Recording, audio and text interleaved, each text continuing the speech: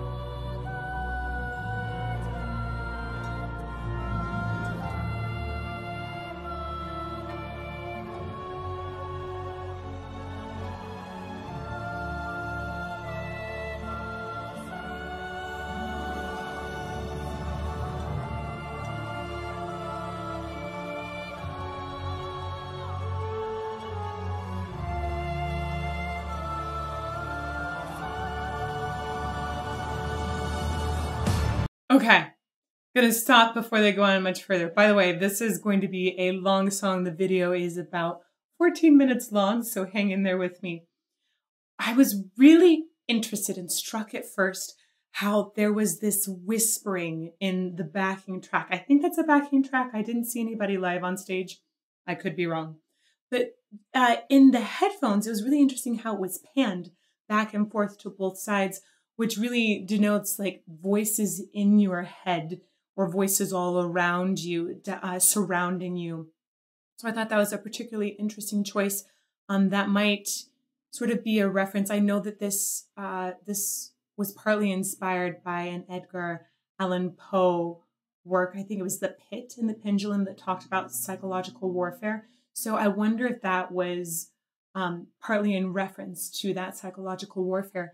But also, I think it's really interesting how you have this really magical sound in the orchestra. It's like something you would see in a fantasy film. But then it's paired as well with, it sounds like a young child's voice. And that, I can't tell what words are being said, but that sort of child's voice and the minor key paired together often symbolize some sort of loss or death. And I'm definitely getting a feeling of something that has just crumbled. But let's keep going. I'll start it just a little bit before so I get this transition.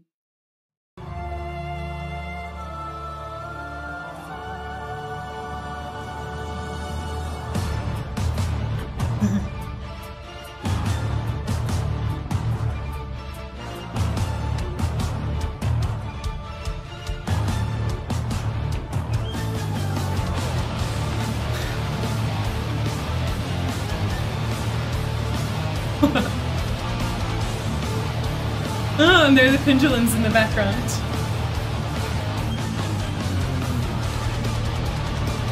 Wow.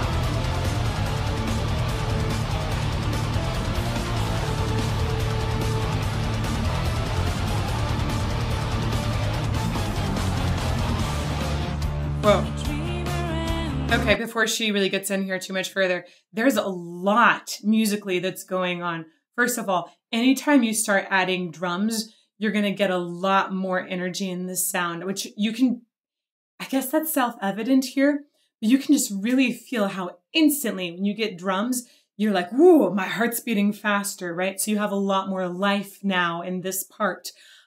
In addition, they have so many fun, different rhythmic structures that they're falling back and forth between. That it definitely is building anticipation.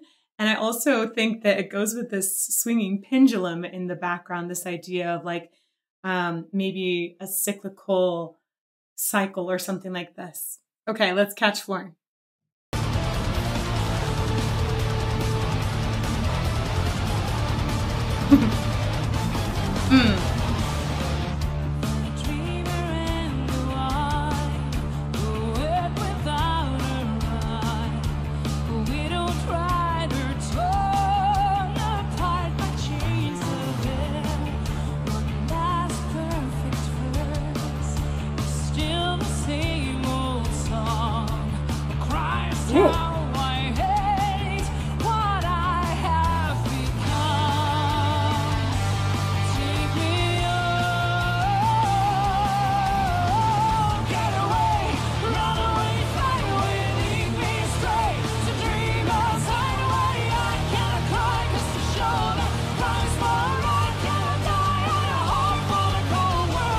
Whoa.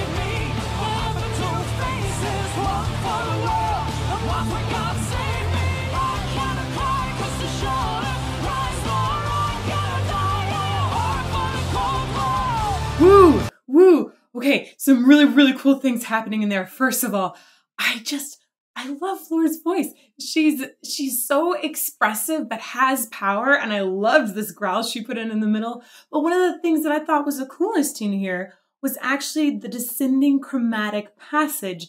That's hard to tune, but she tuned it very well. But it also echoes one of those rhythmic passages as well in the instrumental part right before where they had this descending chromatic. So that's like when a bunch of musical pitches are really close together as they go down. And if it's chromatic, it tends to feel a little creepier, a little darker. So let's go back and check that out one more time.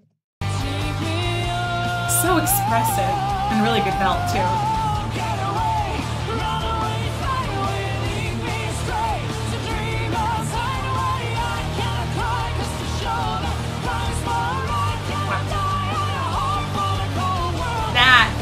Oh, that's really good. Ooh, listen to that one more time.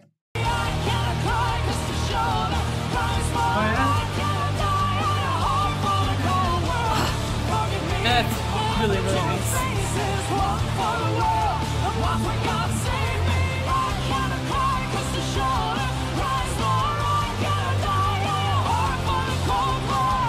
Wow. Oh.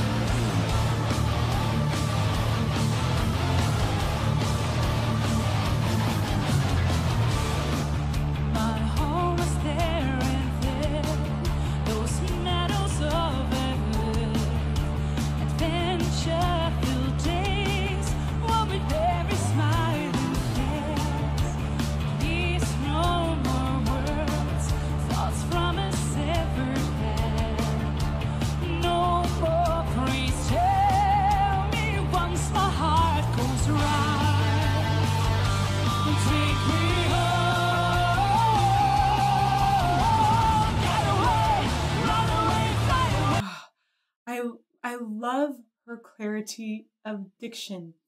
She very, very clearly has some classical training in the way that, just the way she's relaxing her mouth, yet opening it up and enunciating her words so much. But at the same time, she has just this power that she brings and so much anger too in this sound. This part sounds like it's like in that angry stage of grief, just so frustrated at everything that's happening and not even able to cry because it's hurting so much. I really love hearing how she's able to channel that anger into her vocals while maintaining excellent technique. Most people would just become totally clammed up and very constricted, and she keeps it open so she can just let the emotion pour out.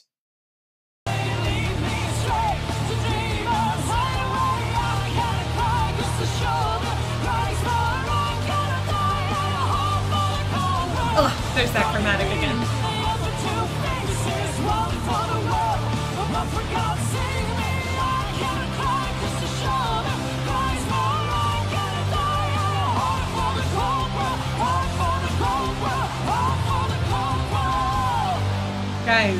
guys. Also, that takes so much breath control. That was a lot of words, a lot of singing for a long time. And you could hear them just like when they took a breath in, you didn't hear any gasps. You heard it just open. So none of that kind of sound that actually is impeding the air coming through. That's your vocal cords come closer together. And that's what makes the sound when you gasp. So they just both open and go. And that's the kind of gasp that brings in a ton of air so that they can keep on singing these endless words. It's really, really good. Let's do that one more time.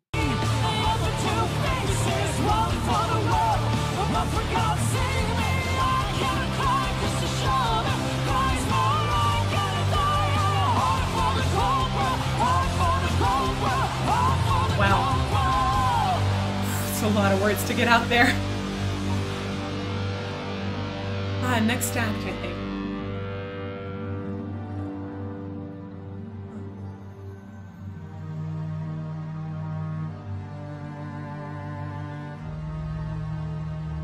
Cello? An orchestra, string orchestra, obviously.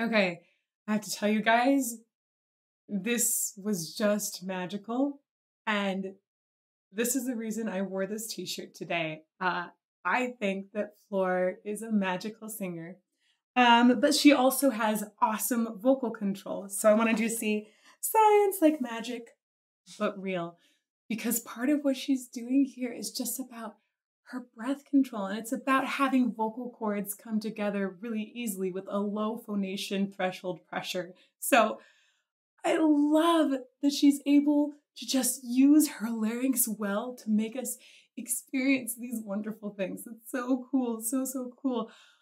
It's magic that's real. Look, I want to get a little more of that, okay?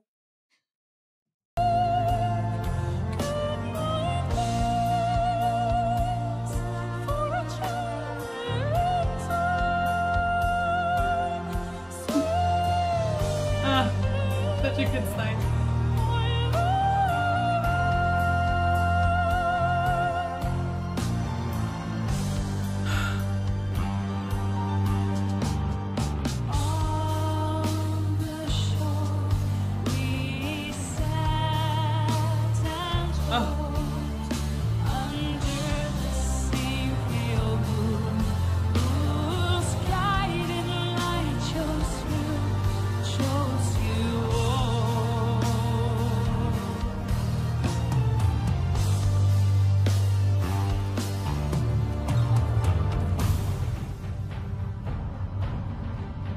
Next act? Not sure.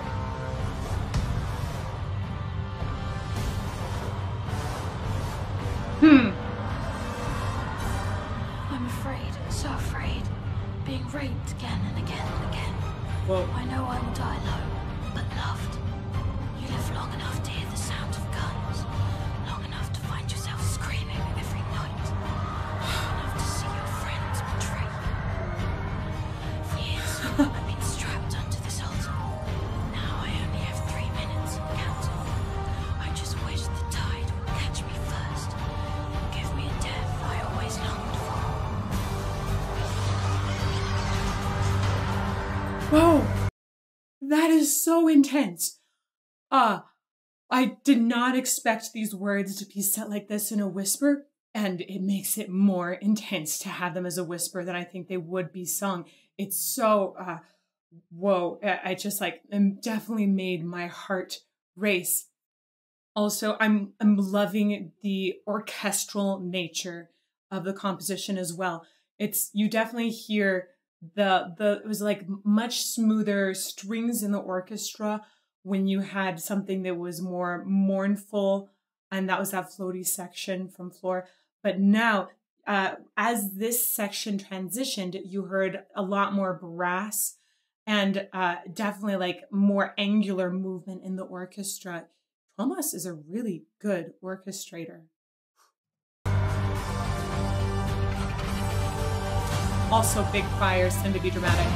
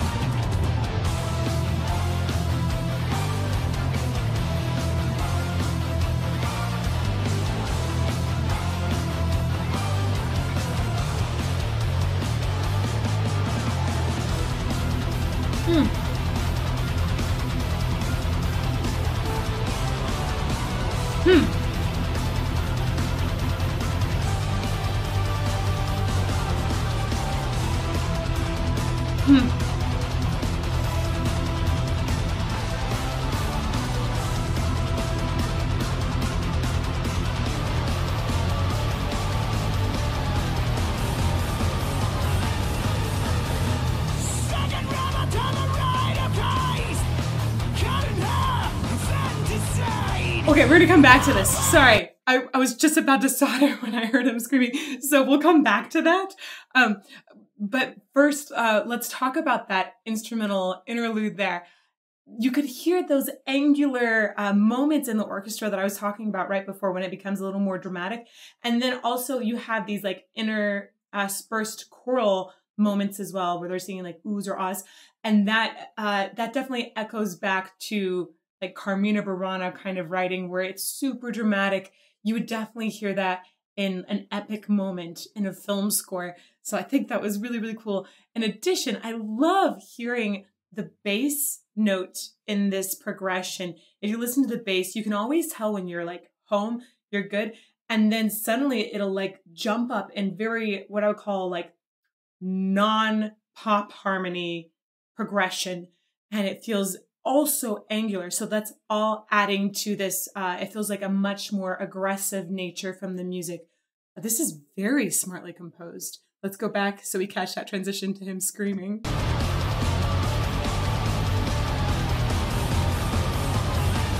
You hear those choirs?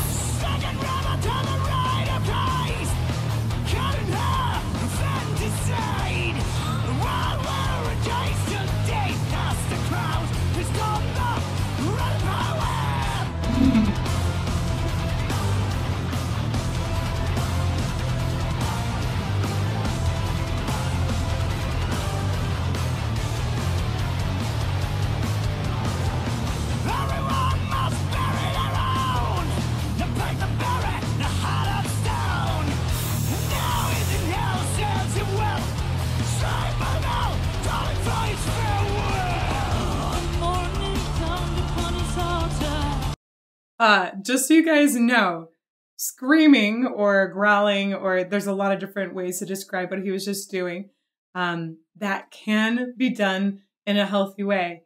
Often the only way I can really measure if a person is doing this without damaging their voice is saying, can they sing afterwards? You know, some people will be able to afford doing a little growl, but maybe not do it the right way. But then they feel totally exhausted after that and they have bad vocal tone. If that's the case, you're doing it wrong. It's possible to relax your throat. And I'll go into detail on this in one of my Q&A videos one day, I think, about the actual anatomy of what you need to do to scream properly. So I'll leave it till then. But just so you know, the way I would judge it is, can they sing afterwards? Let's go back.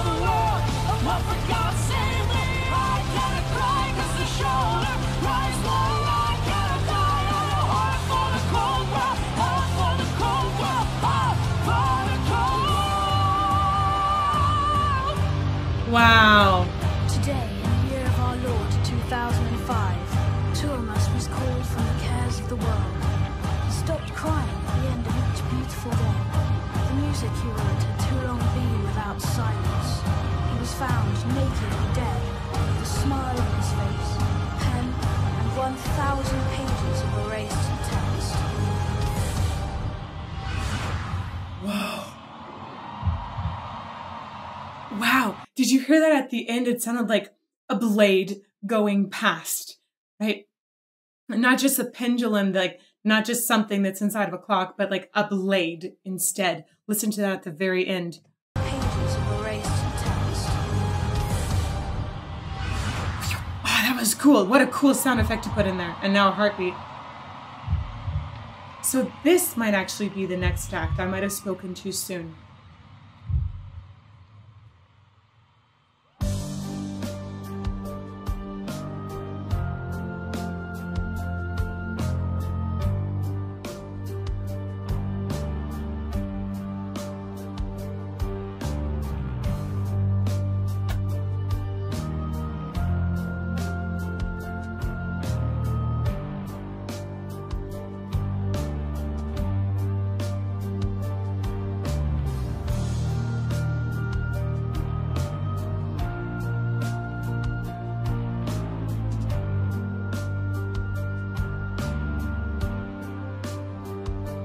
One thing to notice, again, orchestration-wise, I think you have an oboe that is currently the solo in the orchestra part right now. There's also a piano in there. An oboe is often used to express mourning. So in particular, I feel like this part is definitely going to have a lot more mourning in it.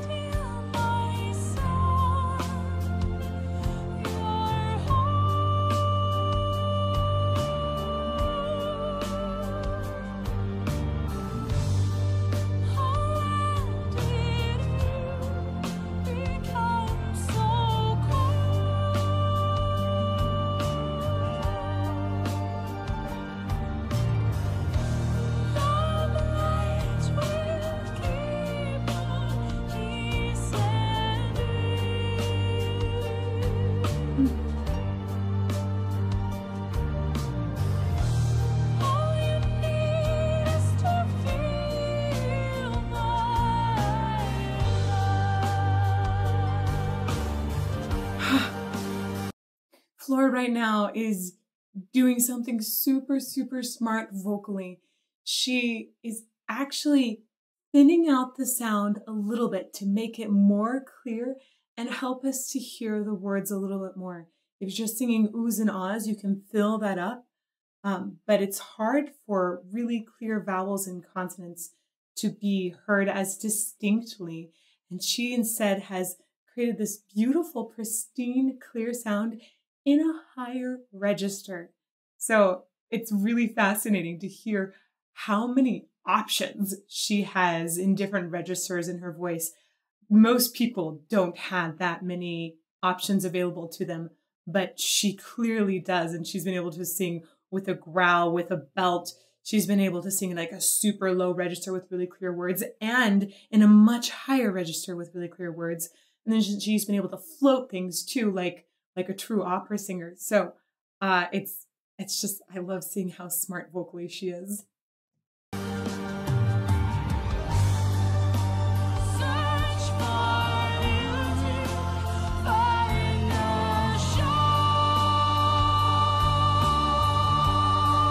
I think that's a mixed belt.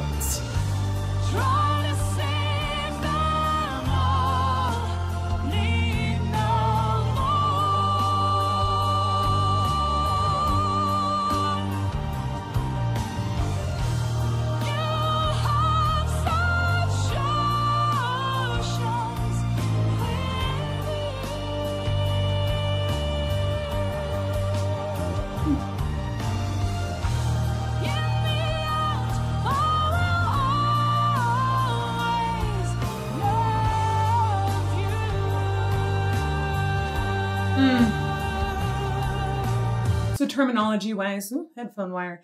Terminology-wise, the first part she was using, I would call it more of a true head voice, where she just had she was able to make it thinner and more clear.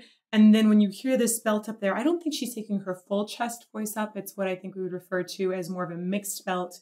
But I will talk a lot more about what mixed voice is in a Q&A video soon, or yes, very soon.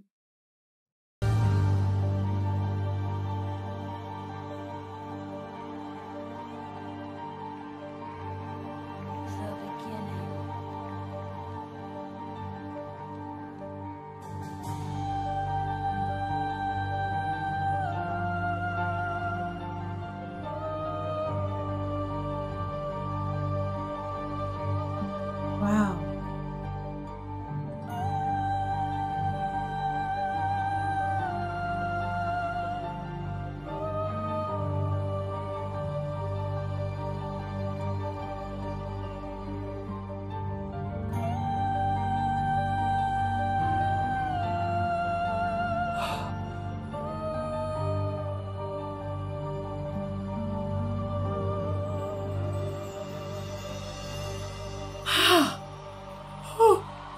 Listen to the different ways she expresses the same descending notes. This is so amazing. This really takes a look at how beautiful and wonderful of a singer she is. Oh, let's go back a little more.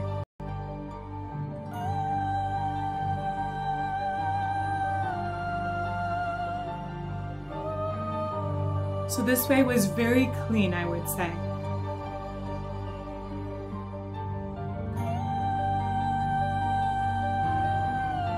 Had a nice slide there. A little delay in that one. I think there was one more before this did. I'll go back and get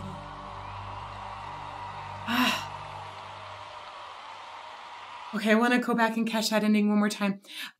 This also, the way she's singing these notes at the end, she's really giving them a clean onset, so that that means that the air hits her vocal cords right as they start vibrating. It's a really beautiful, efficient way to begin singing. Also a mark of great technique. So let's go back again. And also, I'm trying to keep in mind, even though this is a descending line, it feels like things are being put to peace, because I believe that this is symbolizing a new beginning.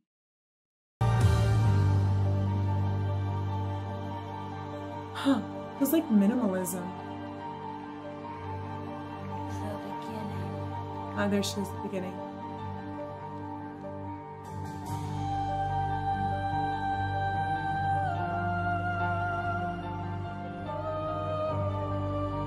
Oh, it's so pretty.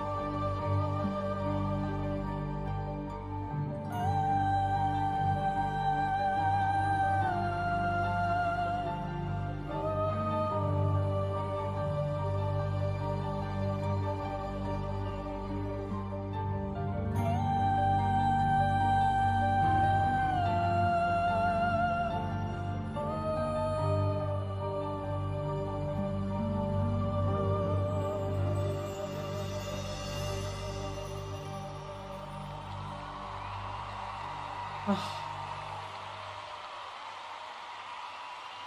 Wow. I really love that ending so much. I mentioned minimalism. That's like a style of music composition where usually things really slowly evolve and you hear a lot of patterns repeating. This kind of composition style you would see a little more in film music as well, though I also have seen it in opera.